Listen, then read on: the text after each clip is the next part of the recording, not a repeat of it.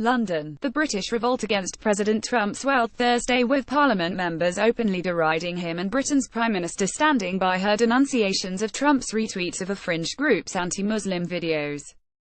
Prime Minister Theresa May blasted Trump for crossing a line by posting the inflammatory videos on his Twitter page Wednesday, and then warning May to essentially mind her own business and focus on Islamist terrorism instead of him. But officials were careful to note that ties with the United States are stronger than the current flare-up with the White House. It's increasingly clear that any official visit from President Trump to Britain would not be welcomed, tweeted London's Mayor, Sadiq Khan, the first Muslim to hold the office. Khan has repeatedly called for Britain to withdraw an invitation for Trump to visit, and his stance appeared to gain backing amid the outrage against the president. In a sign of the disruptive wake unleashed by Trump, British Home Secretary Amber Rudd had to remind Parliament and the public that Britain's relationship with the United States was bigger than one president, and that important trade, security and intelligence sharing are ongoing. The Trump tweets were widely seen in Britain as the kind of exchange he might have had with a hostile power, not the United States' closest ally, and certainly not one facing Islamist terrorist attacks at home while fighting alongside the United States against the Islamic State in Syria and elsewhere. British officials were shocked at the personal nature of the tweet against May and the suggestion that Trump was boasting, even gloating, that the United States has been relatively free of terrorist attacks while Britain has suffered a string of deadly assaults. At Theresa May, don't focus on me, focus on the destructive radical Islamic terrorism that is taking place within the United Kingdom, Trump tweeted late Wednesday. We are doing just fine. Trump was responding to statements from 10 Downing Street that the president was wrong to retweet 3 anti-Muslim videos from the far-right group Britain First, which describes itself as a defender against growing Islamic influence in Britain.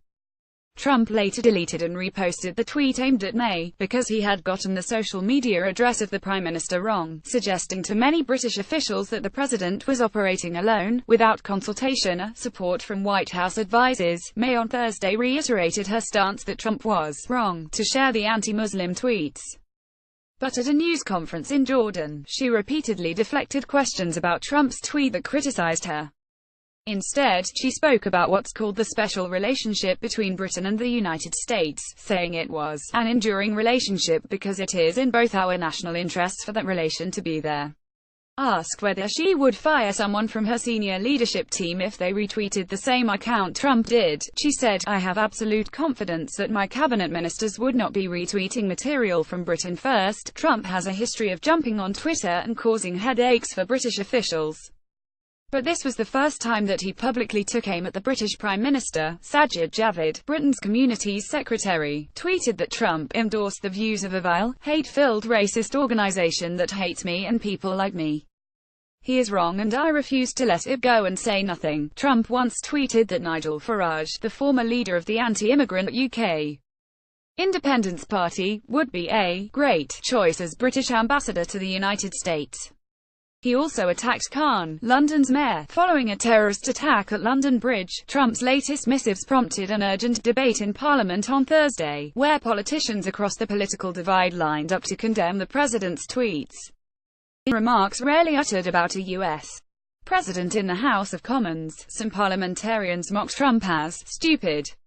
Stephen Doughty, a Labour Party lawmaker, told Parliament by sharing it, he is either a racist, incompetent or unthinking, or all three. He also added that, I love America, that his great-grandfather was an American soldier and that he has travelled extensively in the United States.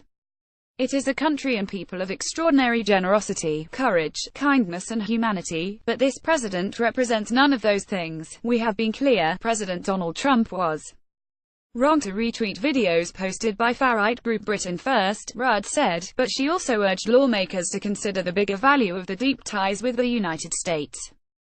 Justine Greening, Britain's Education Secretary, tried to walk a similar tightrope. This is a president that behaves unlike any other in the nature of the tweets he puts out. I don't believe that should be able to undermine an overall important relationship with our country, she told the BBC. Vince Cable, the leader of the Liberal Democrats, was one of many to call on May to cancel the state visit offered to Trump. She must end humiliating dependence of Brexit Britain on goodwill of evil racist cancel visit. Cable tweeted, British leaders are playing a nuanced game, analysts said, trying to call out Trump when they believe he crosses a line but also trying to stay in his good graces as the country moves toward exiting the European Union. After Britain leaves the European bloc, it hopes to strike new trade deals with Washington and others. Ron Niblett, director of Chatham House, a London-based think tank, said that many British prime ministers have faced awkward moments with U.S. presidents over the years. But what stood out was the personalized nature of the latest barbs. There have been moments of real tension, surprise and the impression of real damage to US-UK relationship in the past, Niblett said. We've had this kind of thing before but not this vituperative backward and forwards, he said. It's a modern variant, a Trump variant, of previous tensions. Jennifer Hassan contributed to this report.